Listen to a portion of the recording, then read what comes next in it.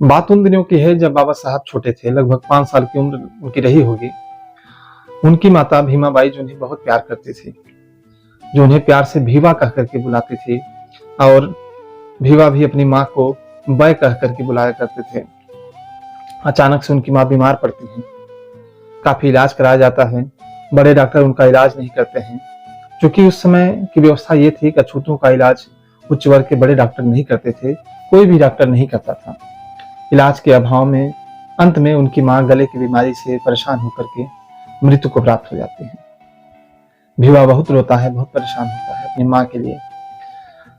भीवा के पिताजी रामजी सकपाल सोचते हैं कि मैं दूसरी शादी नहीं करूंगा। मेरी पत्नी ने मेरे साथ 30 साल बिताए, उसने मेरे परिवार का पूरी तरह से ध्यान रखा, मैं उसकी जगह दूसरी औरत नहीं लाऊंगा। लेकिन समय बदलता है, परिस्थितियां बदलती हैं, परिवार का बोझ पड़ता है। गांव वाले लग कहते हैं कि राम जी तुम दूसरी शादी कर लो, अभी बच्चे छोटे हैं, परिवार का देखभाल कौन करेगा। समाज और परिवार के दबाव में आकर के राम जी सकपाल दूसरी शादी कर लेते हैं। उनकी माँ, जिनका नाम जीजाबाई था, भीवा की नई नई माँ आती है। जीजाबाई अक्सर अपने सौतन के कपड़े यानी भीवा की माँ के कपड़े और उनके जेवरात पहन लिया करती थी, जिसे देख करके भीवा काफी चिढ़ता था। भीमराव काफी चिढ़ते थे। उन्हें लगता था कि ये मेरी माँ के गहने हैं, उनसे जुड़े हुए याद हैं, इसे ये क्यों पहनती हैं। समय बीतता है, वहीं से बाबा साहब के मन में एक चिढ़ सी पैदा होने लगती है, शरारतीपन पैदा हो जाता है। बाबा साहब शरारती हो जाते हैं, जिद्दी हो जाते हैं, पढ़ाई में उनका ध्यान कम लगने लगता है, विद्यालय में उनका परिणाम काफी कम होता है। लेकिन एक दिन की ऐसी घटना घटती है जो उनके जीवन में क्रांतिकारी परिवर्तन लाती है। उस आवारा बच्चे को इस देश का महानायक बनाती है वह घटना ऐसी है कि किसी त्योहार का समय था, कोई त्योहार था, घर में जो बाबा साहब की नई माँ थी, उन्होंने उनकी माँ के कपड़े पहन लिए थे, जेवरात पहन लिए थे, जिसे देख करके उनकी बुआ मीराबाई को अपनी भाभी यानी भीमा की माँ की याद आ जाती है और वह रोने लगती हैं, जिसे देख करके सारे बच्चे, भीमराव, उनके बहनें, उनके भाई सभी रोने लगते हैं। तभी अचानक से रामजी सकपाल कहीं से आते हैं और इस घटना को देख करके वह क्रोधित हो जाते हैं और क्रोध में आकर के भीमा को कुछ उल्टा सीधा बोल देते हैं, जिसकी वजह से भीमराव के मन में एक क्षोभ उत्पन्न हो जाता है कि मैं अब खुद कमाऊंगा, खुद खाऊंगा, अपने परिवार का पालन पोषण करूंगा, मैं इनके ऊपर निर्भर नहीं रहूंगा। कभी कभी होता है कि ऐसे बच्चे बहक से जाते हैं। हमारे समाज में भी अक्सर ऐसा होता है कि बच्चे बहक से जाते हैं, परिवार से विद्रोह कर लेते हैं, बॉम्बे चले जाते हैं। लेकिन समझ में बाद में आता है कि सबसे सस्ती तो पढ़ाई थी, ये मेहनत मजदूरी तो बहुत कठिन है। भीवा के मन में भी वह ख्याल आते हैं। वह सोचता है कि मैं भी बंबई जाऊंगा, जैसे मेरे गांव के लोग बंबई में कमाते हैं, मैं भी जाऊंगा। सोचता है कि ट्रेन की किराया कहाँ से मिलेगा।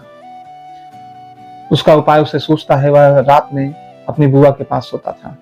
उसने देखा था कि मेरी बुआ अपने साड़ी के पल्लू में पैसे बांध करके रखा करती थी। रात में सोते समय उन्होंने प्लान बनाया कि मैं उस पैसे को निकाल लूंगा। रात होती है, जब सभी बच्चे बुआ के पास सोते हैं, चूंकि बुआ ही उनका पालन पोषण कर रही थी, वह उन्हें बहुत प्यार करती थी उन बच्चों को। रात में सोते समय उनके पल्लू से वह पैसे निकाल लेते हैं। पैसे जब निकालते हैं तो देखते हैं कि सिर्फ 2 आने हैं, जिसे देख करके भीवा बहुत दुखी होते हैं, भीमराव बहुत दुखी होते हैं। सोचते हैं कि मेरे परिवार की स्थिति कितनी कमजोर है, मैं बंबई जाऊंगा तो कितना कमा लूंगा, मेरे समाज की स्थिति कमजोर है, उनका जीवन कैसे बदलेगा। इन सभी चीजों को सोचते हुए उनके मन में ख्याल आता है कि मैं अब बंबई नहीं जाऊंगा। मैं एक ही माध्यम है जिस माध्यम से मैं अपने लोगों का, अपने समाज का, अपने घर का, सभी की स्थिति परिस्थिति में बदलाव ला सकता हूँ, और वह स्थिति है शिक्षा। शिक्षा के अलावा किसी माध्यम से मैं नहीं बदल सकता हूँ। वहीं से उनके जीवन में क्रांतिकारी परिवर्तन आते हैं और वह भीवा से भीमराव बन जाते हैं। जो बच्चा शरारती था, जिद्दी था, आवारागर्दी करता था, अब वह बच्चा, उसके अच्छे परिणाम आने लगे थे, विद्यालयों में रिजल्ट अच्छा आने लगता था। वही अध्यापक जो रामजी सकपाल से कहा करते थे कि राम जी तुम्हारा बेटा किसी लायक नहीं है, उसे पढ़ाने से कोई फायदा नहीं, उसे मत पढ़ाओ। अब वही अध्यापक उनके पिताजी से कहते थे कि राम जी कुछ भी करो, चाहे जैसे भी करो, मजदूरी करो, कुछ भी करो, लेकिन अपने इस बच्चे को जरूर पढ़ाओ। यह बच्चा तुम्हारी और तुम लोगों की स्थिति सबकी बदल सकता है। इस तरह से बाबा साहब के जीवन में परिवर्तन होता है और भीवा चल करके भीमराव के नाम से जाने जाते हैं, भारत रत्न भीमराव बनते हैं। तो इस कहानी के माध्यम से हमें समझना होगा, इस सच्ची घटना के माध्यम से हमारे बच्चों को भी समझना होगा। हमारे बस्तियों में, हमारे गांव में SC ST बैकवर्ड माइनॉरिटी के बच्चे अक्सर इस तरीके के काम, इस तरीके की गलती कर बैठते हैं कि कम उम्र में ही शिक्षा को छोड़ करके कमाने के निकल जाते हैं। कमाने में कितना कमाते हैं? दैनिक मजदूरी जानते हैं आप कितनी दैनिक मजदूरी है। मैं युवाओं से कहना चाहता हूँ, छोटे बच्चों से कहना चाहता हूँ कि आप लोगों के जिंदगी को बदलने का सिर्फ एक ही जरिया है और वह जरिया है शिक्षा।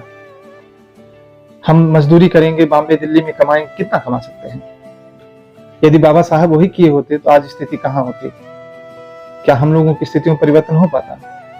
क्या ऐसा नायक हमें मिल पाता? मैं सिर्फ एक ही बात कहूंगा कि कभी भी जीवन में गलत कदम उठाने से पहले एक बार बाबा साहब की इस घटना को जरूर सुनिएगा। बाबा साहब के जीवन में जो यह घटना घटी और उससे प्रेरणा लेकर के काम कीजिएगा। फिर अगले सेशन में किसी कविता कहानी के साथ मुलाकात होगी। तब तक के लिए जय भीम, जय मंडल, जय संविधान, जय समाजवाद।